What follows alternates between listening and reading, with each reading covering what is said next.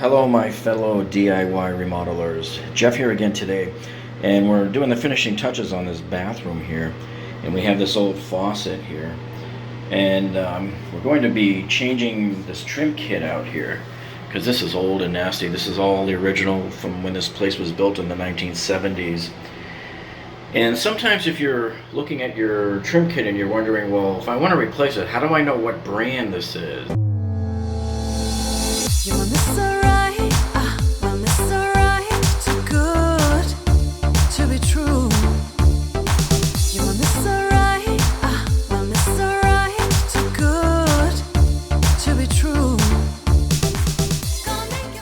Sometimes you can just snap a picture of your trim kit there and post it on the plumbing forums, and somebody there will know who it is.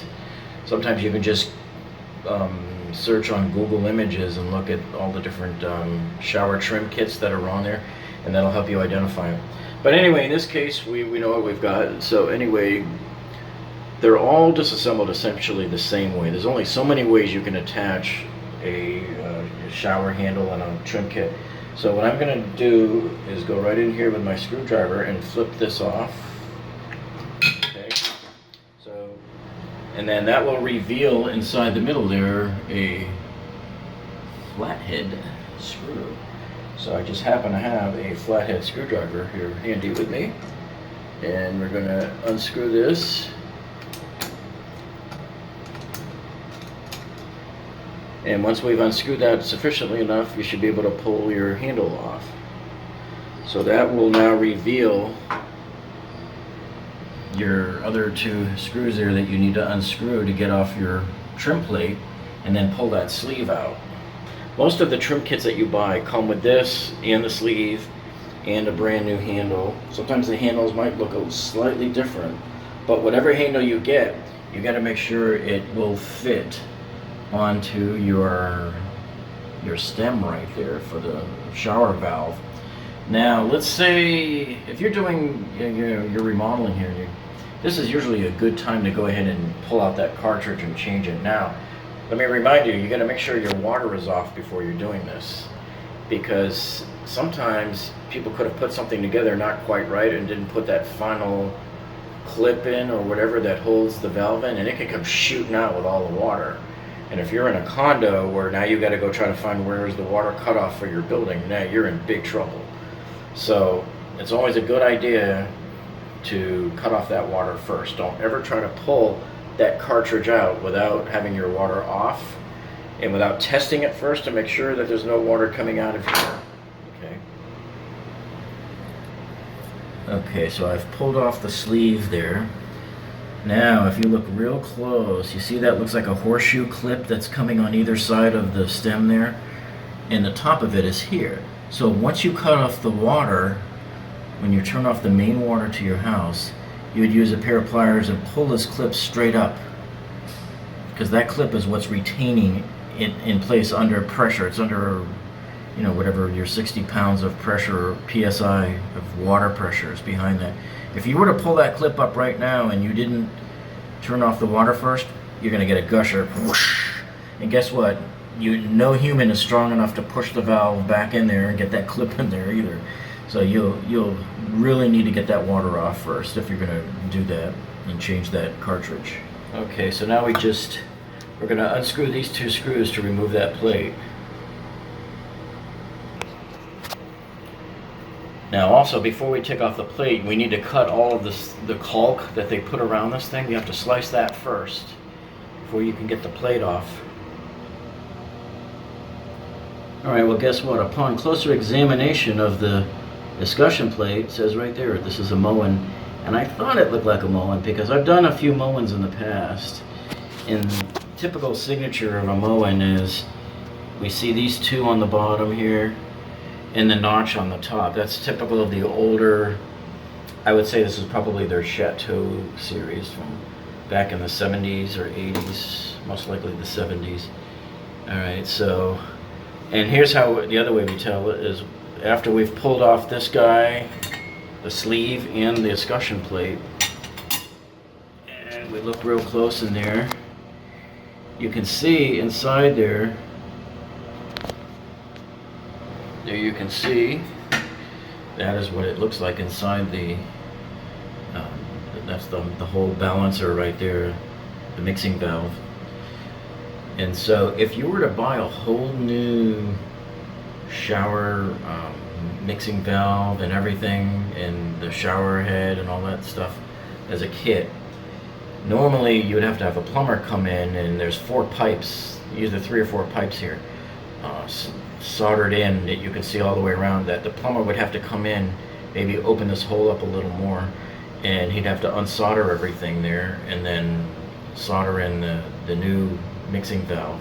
So now you can have a much more modern, hopefully more improved shower valve than what the builder gave you, because the builders usually give us just garbage, total garbage, the cheapest of the cheap.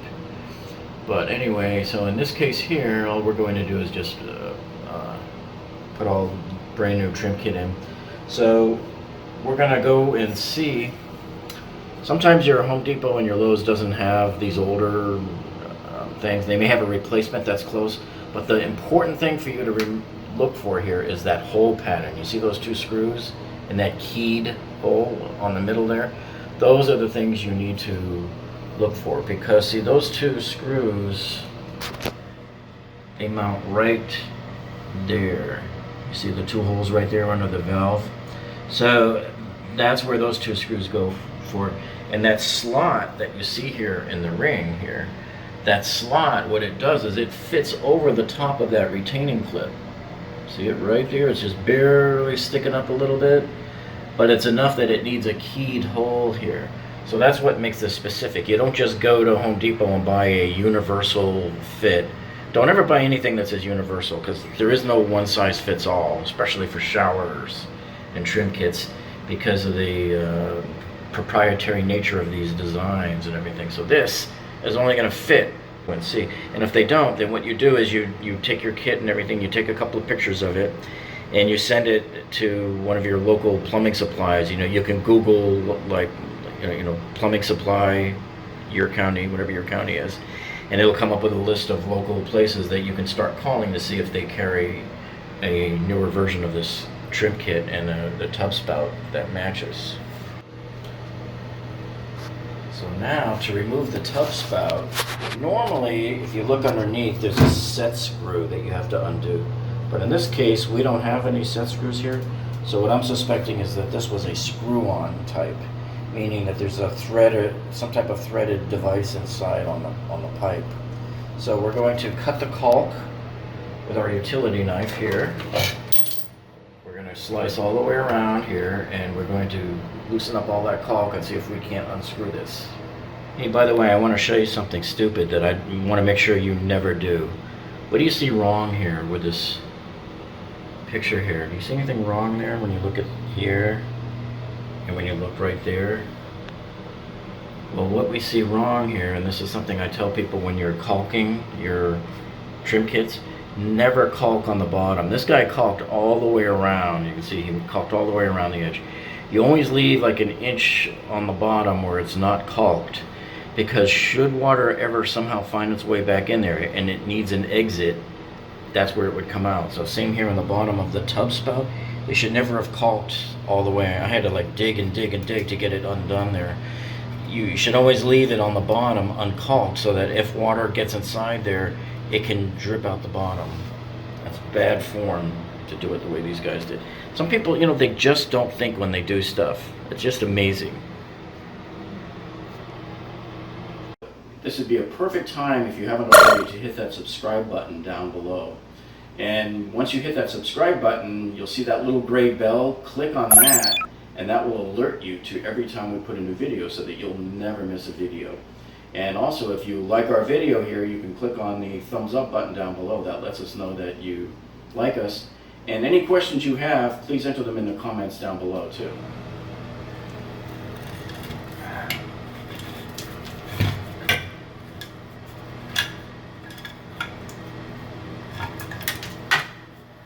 Yep, see, I was right. This was one of those threaded types. So they had the copper pipe coming out here with the Teflon tape on the threads properly, like you should have it, and then this just screws right onto it. So this is the other thing you got to make sure of when you get the tub spout, and hopefully you can get it all as one kit, so you're making sure you're getting the right thing here. But whatever tub spout you get, you got to make sure that this is the proper length, because this thing is set and it's fixed. This can't be adjusted without you having to bring out a torch and change that. You'd have to cut the pipe and put on a new adapter here and all that. So whatever one you fit in there, it's got to be exact. So you measure this distance here, and then check on the package and make sure that that's the distance that whatever spout you buy, that's the distance it requires to have. So essentially, you want to stick your tape measure down in there and see how far it is until you meet the threaded hole, that screw boss down there. And that's what you got to look for on the one that you buy, that it's exactly the same distance. Okay, so that's another crucial point. Otherwise, you'll end up screwing this thing, and you can end up short of the wall. You'll end up like this, going, "Hey, wait a minute, I'm in all the way. What's going on?" You know. So that's another engineering disaster that can beset you. You can see what a joke of a tiling job these guys did when they tiled this originally. You know, probably better to just put all the tiles in and then drill a 1-inch hole or something around it. That's typically what we do. This is why I don't like these 1-inch tiles. I do 12 by 24 tiles, and I just drill a hole in the middle with a tile saw, and everything just comes out perfectly there. And we also use Curdy membrane gaskets behind it before we tile, so that this copper pipe is normally poking straight out through the rubber gasket, so that water can't get back in and go inside the wall. By the way, one other thing here, we opened up the wall here, you know, where we took the plate off. We can smell cigarette smoke coming out of there, which is just brutal. That's because right next door is the lady that smokes like a chimney. And we have a link that I'll put down in the description to another video we did that we showed how we completely had to seal off this whole end of the house to keep the smoke coming in from her unit. It's a pretty expensive and labor consuming engineering failure to have to deal with, but it has to be dealt with. Here, I turned on the light for you. So you see that clip? There's a clip that comes down. It's a U-shaped clip that's right here in the top. I'm not going to pull it out because obviously the water would shoot out at me, but that's very indicative of the Moens. They have this, and that's why you have that notch. See that little notch out sticking there? That's why you have that hole here in the escutcheon plate, because the plate and the sleeve fit over the top of that little notch. So that's pretty much how you tell it's a Moen.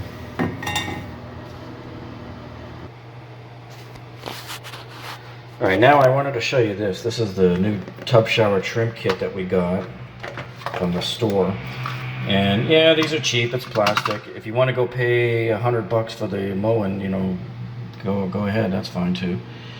So anyway, what's cool about this one is, see, we look for that hole pattern that we know is exactly what we were looking for.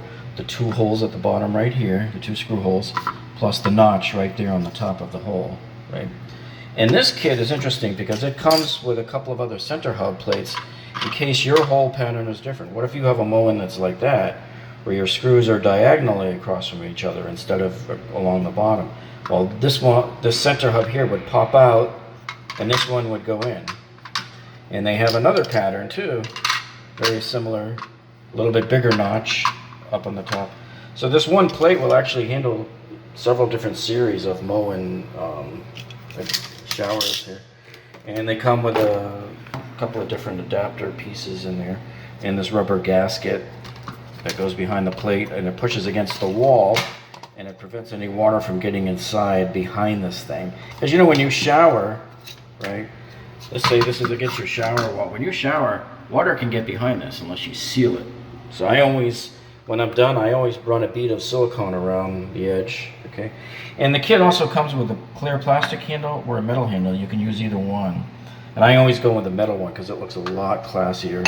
Even though a brand new one of the plastic acrylic ones here, the knobs, still looks pretty decent compared to the yellow one that you're pulling off. However, The metal one looks more modern and it just looks a lot nicer looking, a lot classier looking. So we're going to go ahead and get this installed on there now. Alright, so we have the gasket in place on the back of the escutcheon plate.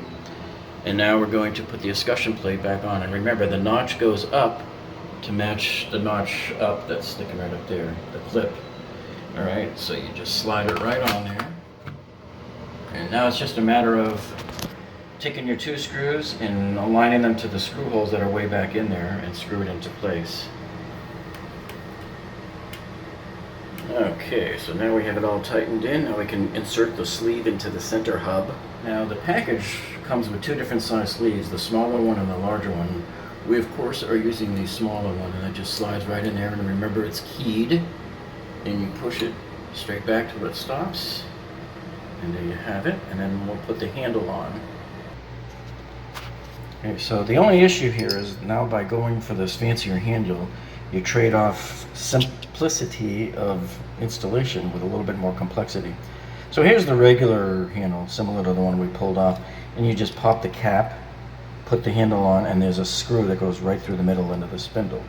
But with the handle, it's a little different because there's no hole on the front, right? So what they do with these is this gets attached onto the spindle on the front of the shower faucet there. And once this is in place, and it'll be sitting like this, then the handle will fit over that adapter piece there. And we can screw it in from underneath. See where that little set hole, screw hole is there, right there? So we'll put the screw in there and attach it with that Allen wrench, which is included with the set. Okay, so now we've tightened the adapter onto the front of the spindle there. And now we'll put the handle onto here and run the set screw in. And the set screw will go through the handle and into that little hole right there. So we just need to make sure whether we have the right one, because there's 2 of these that come in the kit, and each one has a different range of motion. So we'll see which one of these does the correct range of motion for us once we get it connected. If this one is not right, then we'll switch over to the other one. So now here's the handle, and you see that vertical slot there on the right hand side? That has to coincide with that vertical standoff right there. So we'll put it in like that, and you'll see it goes all the way in, and then we'll run the set screw in through that hole right there. Okay, so here we've put the handle on, and there's your set screw right there that we've started, and we're going to tighten it with this Allen wrench that came with the set. And there's the final product right there. So what started out as an old ugly pull knob shower here has turned into something a lot classier looking. And then next we'll upgrade the tub spout, and we'll get rid of this ugly old shower head up here. We'll do that in another video. We're going to replace this with a massaging shower head. So anyway, if you found this video useful, we appreciate it if you give us a thumbs up down below. And don't forget to subscribe to our channel so that you can come back and check out many more videos that we've uploaded to help you solve your engineering issues. And when you click on the subscribe button, don't forget to hit the bell icon next to it. That will alert you every time we upload a new video. Well, that's it for this week, folks, and we'll see you on the next video. Have a great one.